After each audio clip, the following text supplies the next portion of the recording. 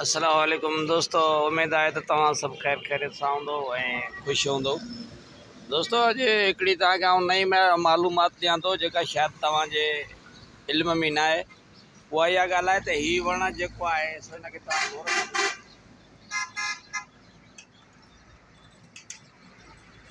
हिन वण खे गौर सां ॾिसो। हिन वण ते ॿाहिरियुनि मुल्कनि में बि पाबंदी लॻल आहे। हिन वण जो नालो आहे कोइनू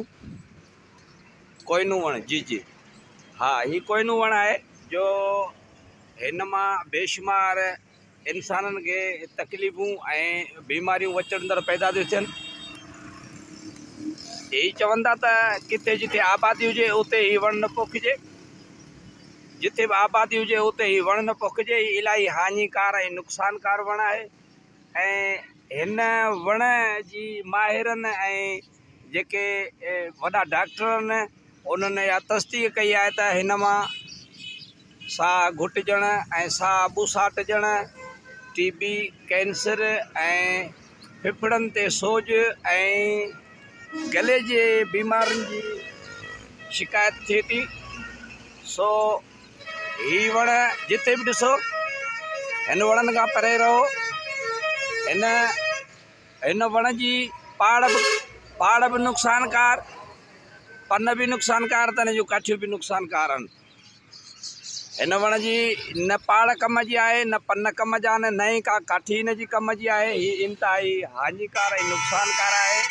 हीअ तव्हांजे जो नॉलेज में ॾियारियां पियो त हिन वण ते ॿियनि मुल्कनि में बि पाबंदी लॻल आहे। तंहिंजे करे हीअ वण पंहिंजे घरनि ओताकुनि में ऐं चौराहनि ते न पोखियो। जेकॾहिं हीअ वण पोखियल आहिनि त हिननि खे वॾे फिटो करे छॾियो।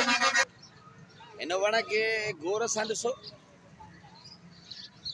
ही कोइने जो वण आहे जेको हिते खेबर में ऐं खेबर नेशनल हाईवे जे ॿिन्हिनि पासे रोडनि खां जेको तो फालतू पोखियो वियो आहे। हीअ असां सिहत खाते ऐं सिंध सरकार खे रिक्वेस्ट था कयूं त बराए महिरबानी करे हिननि वणनि खे तव्हां मिस करारायो वञे, छो त हिननि वणनि जी का बि त ज़रूरत न आहे। हीअ ॾिसो, हिननि वणनि जी हिते का बि ज़रूरत न आहे, छो त हीअ आबादीअ में पोखणु नुक़सानकार आहे। सो असां सिंध हुकूमत खे ऐं सिहत खाते खे अपील था कयूं त जॾहिं हिन वण ते ॿियनि मुल्कनि में बि पाबंदी लॻल आहे त पोइ ही वण छो पोखिया विया आहिनि। हीअ कोइने जो वण आहे। हिन जी पाड़, हिन जा पन, हिन जी काठी बि कंहिं कम जी न आहे ऐं सिहत जे लाइ इंतिहाई हानिकार आहे। माहिरनि ऐं ॿियनि मुल्कनि जे मां इहा रिपोर्ट आई आहे त हिन वण जे मां हिकिड़ी अहिड़ी ज़हरीली गैस ख़ारिज थिए थी जंहिंसां साह जूं बीमारियूं पैदा थियनि थियूं ऐं फिफड़नि जूं बीमारियूं पैदा थियनि थियूं, कैंसर जी बीमारी पैदा थिए थी ऐं टीबी ऐं जिगर जी बीमारी पैदा थिए थी। ऐं हीअ आबादीअ में वण पोखणु इंतिहाई नुक़सानकार आहे। फ़ौरन हिननि वणनि ते कंट्रोल करायो वञे ऐं हीअ जेको सो शहरनि जे ॻोठनि चौराहनि जे विच में जेके वण पोखिया विया आहिनि फ़ौरन हुनखे मिस करारायो वञे। हीअ कोइने जो वण आहे। असीं तव्हांखे हिन जे मुतलिक़ मालूमात था ॾियूं त हीअ वण इंतिहाई नुक़सानकार ऐं हानिकार आहे। माहिर ऐं ॿियनि मुल्कनि में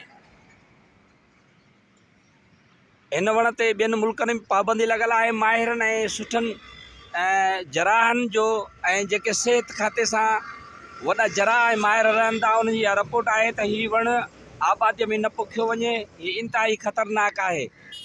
हिन मां अहिड़ी हिकिड़ी ज़हरीली गैस थी निकिरे जंहिंसां साह ते घुट ॿुसट थिए थी ऐं माण्हू टीबी, कैंसर ऐं फिफड़नि ऐं जहिड़े जिगर जे बीमारी में वठिजी थो वञे ऐं गले जी बीमारियुनि में वठिजी थो वञे। तंहिंजे करे असां सिंध हुकूमत खां इहो मुतालबो था कयूं त हीअ असां वटि हीअ खेबर शहर आहे, नेशनल हाईवे आहे। हीअ तव्हांखे असां ॾेखारींदा था हलूं त हीअ मेन पिकट आहे। हिते ॾिसो त ॿियो को बि वण घटि तव्हांखे नज़र ईंदो, सिर्फ़ु कोइनू नज़र ईंदो।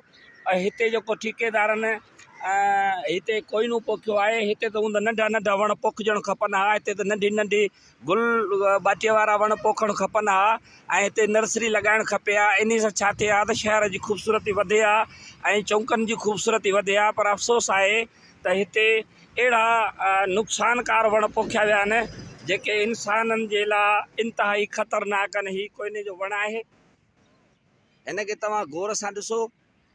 हिन खे पंहिंजे ओताकुनि में, पंहिंजे घरनि में, पंहिंजे ॿननि में न लॻायो। हीउ इंतिहाई ख़तरनाक वणु आहे। हिन सां साहु ॿुसाटिजे थो ऐं दम जूं बीमारियूं, कैंसर जूं बीमारियूं ऐं ॿियूं बि केतिरियूं विचड़ंदड़ बीमारियूं पैदा थियनि थियूं। ऐं ॿियनि मुल्कनि ते बि हिन वण ते पाबंदी आहे। तंहिंजे करे असां सभिनी दोस्तनि खे हिन वीडियो ज़रिए पैगाम था ॾियूं त हीउ जेको वणु आहे पंहिंजे घरनि, पंहिंजे ओताकुनि ऐं पंहिंजे इलाइक़नि में न पोखियो। वसंत जी आबादी वारी जॻह ते न पोखियो। अगरि जेकॾहिं पोखियल आहिनि त उन्हनि खे तव्हां मिस करे छॾियो। हे तमामु नुक़सानकार वणु आहे। हिन जी पाड़ बि नुक़सानकार आहे, पन छोॾो काठी बि हिन जी कम जी न आहे, कंहिं बि कम जो न आहे ऐं तमामु ज़हरी